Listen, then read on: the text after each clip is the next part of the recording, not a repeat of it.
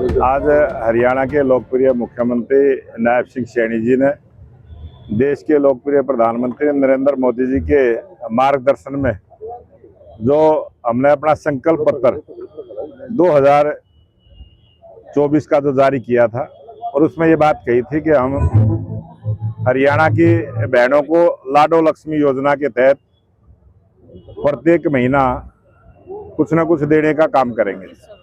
उसमें हमने स्पष्ट घोषणा भी नहीं की थी, लेकिन एक योजना बनी है कि 23 वर्ष से 60 वर्ष की बहनों को जो फर्स्ट फेज में 1 लाख रुपए तक की इनकम की बहनें हैं, परिवार में कितनी भी हैं, उन सबको 2100 रुपये प्रति महीना हरियाणा दिवस से देने का काम करेंगे। और उसकी लॉन्चिंग, उसकी शुरुआत, उसके फॉर्म भरने की शुरुआत आज 25 सितंबर को पंडित दीनदयाल उपाध्याय जी की जो जयंती का अवसर है, दीनदयाल लाडो लक्ष्मी योजना के नाम से ये योजना चलेगी और लगभग 20 से 21 लाख बहनों को इसका लाभ मिलेगा। इसका रजिस्ट्रेशन आज से शुरू होगा और बहुत सिंपल सी एक एप्लीकेशन बनाई है और वो एप्लीकेशन अपने स्मार्टफोन से घर में बैठ के लोड कर सकते हैं और एक टेलीफोन से 25 बहनों का हम फार्म भर सकते हैं। इस प्रकार का एक योजना आज शुरुआत हुई है और अभी लाइव बटन दबाकर मुख्यमंत्री जी इसकी शुरुआत करेंगे। उसके बाद ये लाभ हरियाणा की बहनों को मिलना शुरू हो जाएगा। पात्रता क्या रहेगी? पात्रता है 1 लाख रुपए तक की इनकम और जब दूसरा फेस आएगा तो 1 लाख से 1,80,000 की जिनकी इनकम है उन बहनों को उसका लाभ मिलेगा।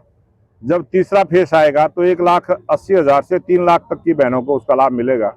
और ये जो हमने अपने संकल्प पत्र में बात कही थी, इसको हम पूरा करेंगे। देखिए, आज जो है इनेलो की भी एक बहुत बड़ी रैली जो है वो रोहतक में होने जा रही है, तो उसको लेके कुछ क्या कहेंगे कि अध्यक्ष दावा करेंगे?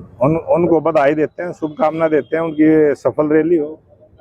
अध्यक्ष जी, लक्ष्मी लाडो योजना पर विपक्ष एक बात कह रहा है कि शुरुआत में बीजेपी ये बात कहती कि सभी महिला को हम पैसे देंगे, लेकिन अब जो लैब क्यों बनाए गए, पहले से भी महिला ये वो कुछ भी झूठ बोल रहे हैं।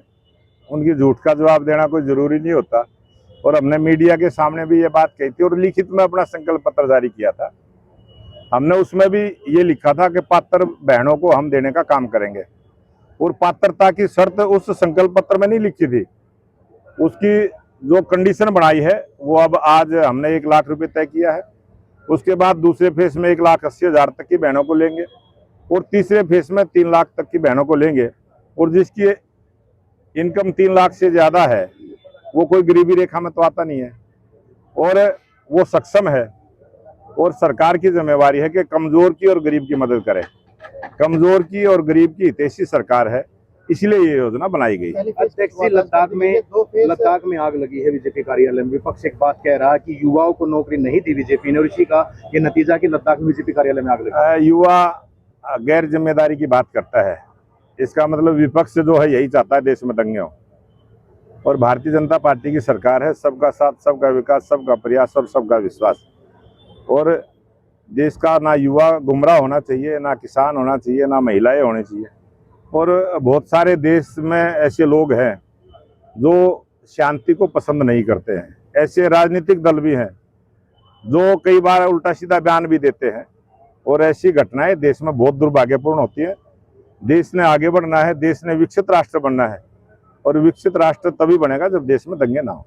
राहुल गांधी अब एक बार फिर देखिए हाइड्रोजन बम की बात कर रहे हैं। विराट चुनाव में मुद्दे से भटक गए हैं या फिर तेजस्वी इसी रास्ते पर चलेंगे? वो पता नहीं। राहुल गांधी तो मजाक का पात्र है। इस देश में अगर कार्टून भी बनते हैं तो राहुल गांधी के नाम से बनाते हैं लोग।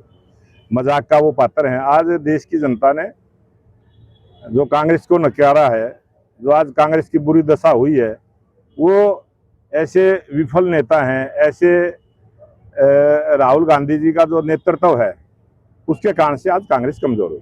हमसे जुड़े रहने के लिए हमारे YouTube चैनल को सब्सक्राइब करें और नई वीडियो की नोटिफिकेशन के लिए बेल आइकॉन को दबाएं। अगर आप ये वीडियो Facebook पर देख रहे हैं तो लाइक जरूर करें और ज्यादा से ज्यादा शेयर करें। धन्यवाद।